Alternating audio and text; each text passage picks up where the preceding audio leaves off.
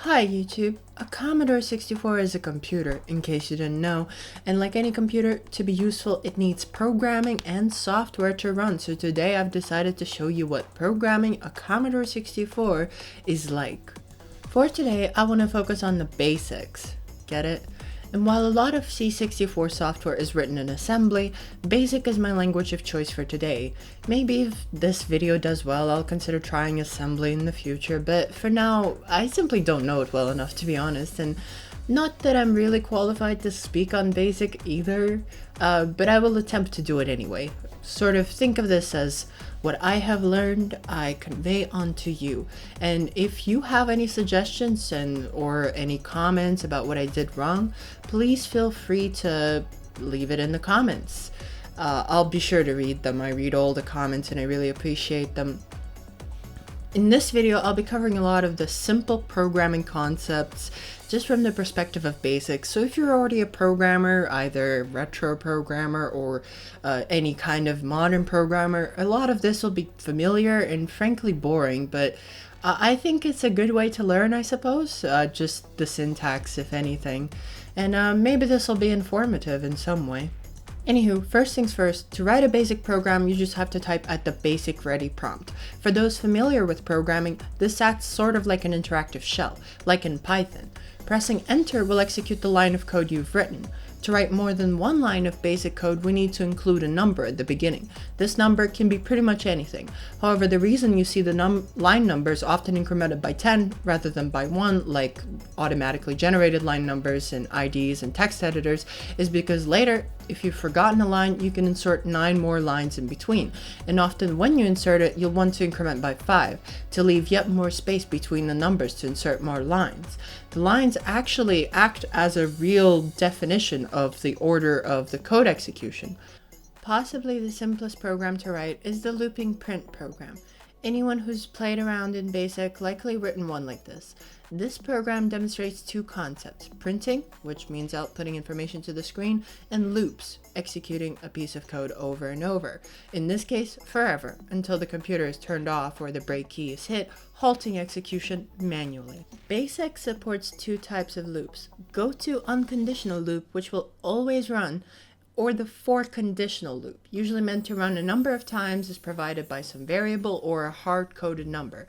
Bear in mind though that a go-to loop can also be made conditional with the use of an if statement.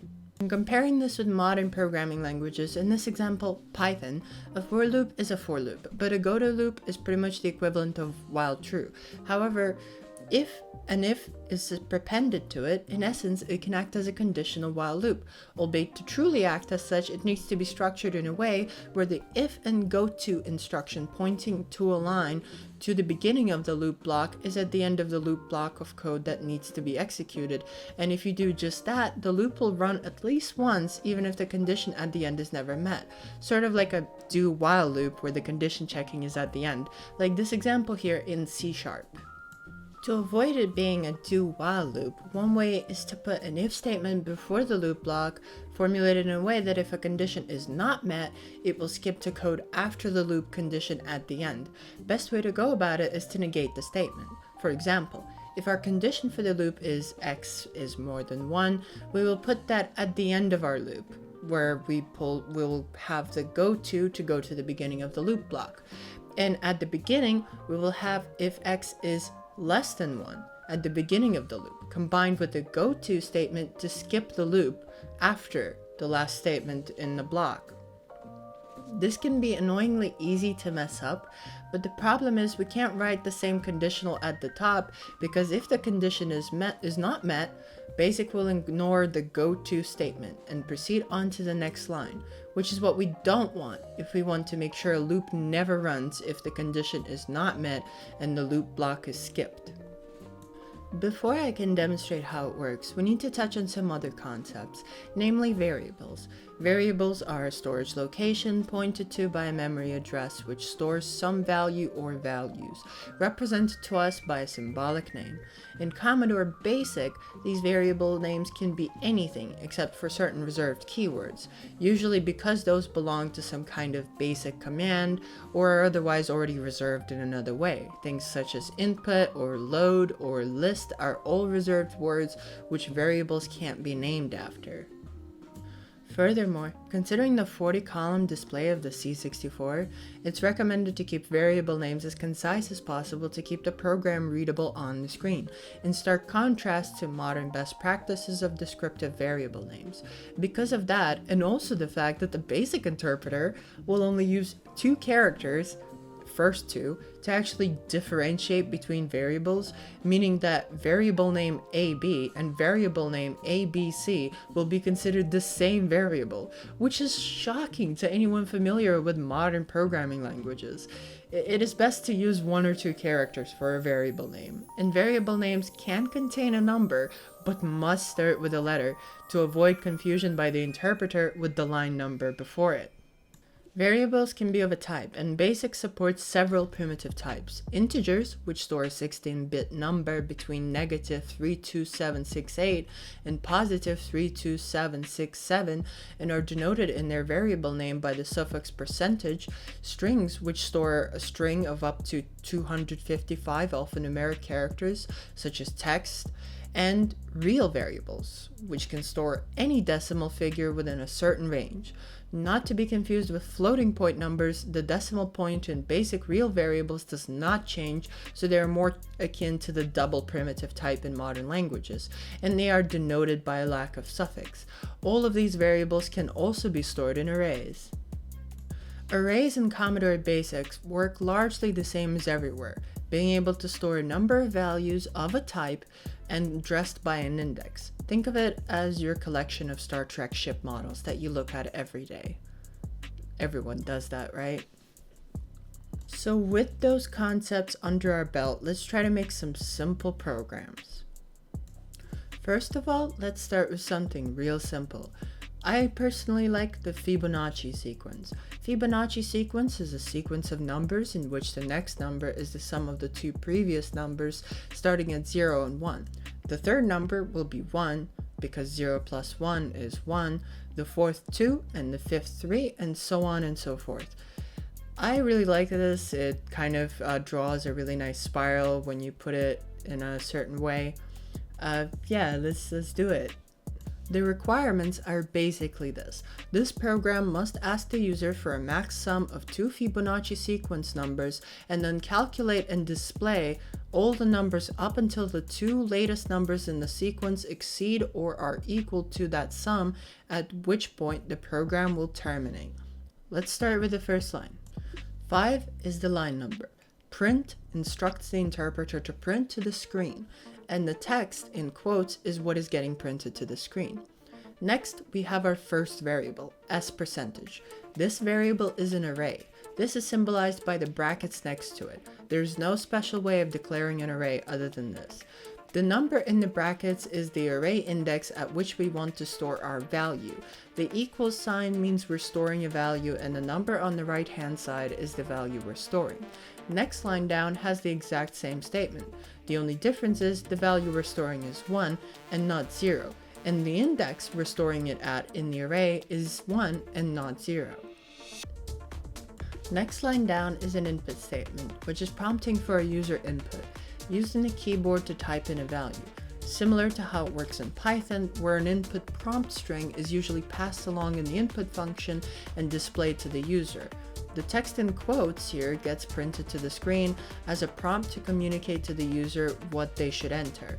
In this case, max sum, and the part after the semicolon means we're storing it in variable z%. Percentage denotes integer. On the next 2 lines, we're printing the initial values we set to the respective indices of the s% array. On the next line, we're storing the sum of our Fibonacci numbers in a new variable, y%. On the line after that, we have an if statement, which checks that the y% is more than z%. So checking if the sum of our 2 Fibonacci numbers exceeds the max sum specified by the user. And if the condition evaluates as true, executes the statement after then. In this case, it goes to line 80, which is the final line in the program, meaning the code block between here and there is skipped. However, if the condition evaluates as false, it skips the go-to statement and instead proceeds to the next line as normal. Speaking of, on the next line we have a new variable x%, which stores the second Fibonacci number stored at index 1 of array s%. Then we set the second Fibonacci number to the variable which holds the sum of both numbers. Then we set the variable holding the first Fibonacci number at position 0 to the value of x%. Then if y% is less than z%, which is our max sum, we print the latest Fibonacci number. And lastly, we go to 25 to loop over the whole thing if the same condition is met. At line 80, we print end, which is when the program terminates. So let's see it in action then. To do this, we type run. Let's try inputting something like 3000, and it works like a charm. Now let's try putting in 32768, if that sounds familiar. And as you can see, ints can't store a value that large here. If we input 32767, the program does run for a while until the sum it tries to calculate exceeds 32767, and it results in an illegal quantity error, meaning it can't store an int that large, or that small. Let's try inputting 0. Since we always print the initial numbers, it prints just that, and then goes straight to the end, never executing the loop block, because 0 is always less than the sum of the first two numbers, which would be 1. Same will happen if we input a negative number. If you want to delete a line, simply type the line number and press space. This will erase the line from your program. To fix your typo, you can list that specific line, move the cursor up to that line using shift and cursor, vertical cursor key, and correct the typo, then press enter. Alternatively, you can simply type the whole line again using the same line number, except hopefully correctly this time. Useful for when the whole line came out wrong and it's just nonsense. You don't have to erase a line first to write over it though. So bear that in mind. For example, on line 27, I have said go to 70 instead of go to 80, as I'm sure someone has already noticed. So I type list 27, then move the cursor keys up to there and correct the typo. Move the cursor to the end in the line and press return. You have to move it towards the end of the line or it won't read the part after the cursor. In fact, also, we don't actually need the go to at all, but I think it's just helpful in illustrating how the code works. Just typing then followed by the line number is enough. Either way works fine though, so whatever's more readable and whatever's more useful for you, I suppose. As you can see, as a side note here, there's actually no type checking going on that input. It means anybody can input a letter or anything else, and it'll throw the following error. So I'll leave that up to you to figure out how to do, and here's an example of that same program in C++ with at least reprompt if the user enters a letter or something unexpected. To save your program, type save, followed by the file name you want to save it under in quotes, followed by comma, followed by the device number you want to save it to. In this case, it's my ST2 IAC, which has the device number 8, as do most floppy disk drives or emulators, unless you have a second floppy disk drive, in which case it's usually not. Be aware that you can't overwrite files like this, so if a file already exists with the same file name, it will result in an error identified by the red flashing light on the floppy drive. Although no actual error will be displayed on the computer, because the C64 floppy drive is basically its own computer and handles the actual saving and loading low-level file stuff under the hood itself. All we get is an indicator light. Be careful if you try to see what files you've already got while writing the program, in case you're wondering what the conflicting file name is and what you can and can't name it. This will erase the program from memory. By memory I mean RAM, of course, because the file system on Commodore 64 floppy disks has no real file cache of any kind. Not sure if that's the correct term to use here, maybe let me know. And thus, to list files on the disk, the Commodore 64 creates a small basic program to list the disk files. This will overwrite the program you've already got in RAM, as the basic program memory region is all the same. This can be avoided though, if you have an Epix fast load cartridge like I've got here, in which case you can list files by simply typing the $ symbol without erasing anything else in memory. Bear in mind though that if you want to start over or write a different program and you just want to permanently get rid of what you wrote without manually erasing every line, you will have to either power cycle the computer by turning it off and on again, use a reset button on something like the Epic's Fastload cartridge or a dedicated user port reset button device, or type sys 64738, which will execute the machine code routine to reset the computer, erasing the program currently in memory. If you're using a Fastload cartridge and use that command, it will boot to the default basic routine. So to reactivate the cartridge, simply type sys 57194 to reactivate the Epic's Fastload reloaded features. Let's look at two more really important concepts in Commodore BASIC: peek and poke. Very simply, peek reads the value of a given memory address and returns the contents. Poke, on the other hand, sets the contents of a certain memory address to a given value. A badly placed poke can lock up a Commodore 64 though, so beware. It's best to be sure about the exact memory address first, so let's see it in action. Let's peek memory address 53272. To do this, we need to append the print statement to the peek command to get it to display on screen. The memory address is responsible for whether we're using the lowercase character set or the uppercase one. 23 is the value for the lowercase, and 21 is the value for the uppercase. Pressing Shift and Commodore will change the value held at this memory address because that is the key combination that changes the character set. By peeking at it again, we can see that it has now changed. By poking the register, we can change the character set.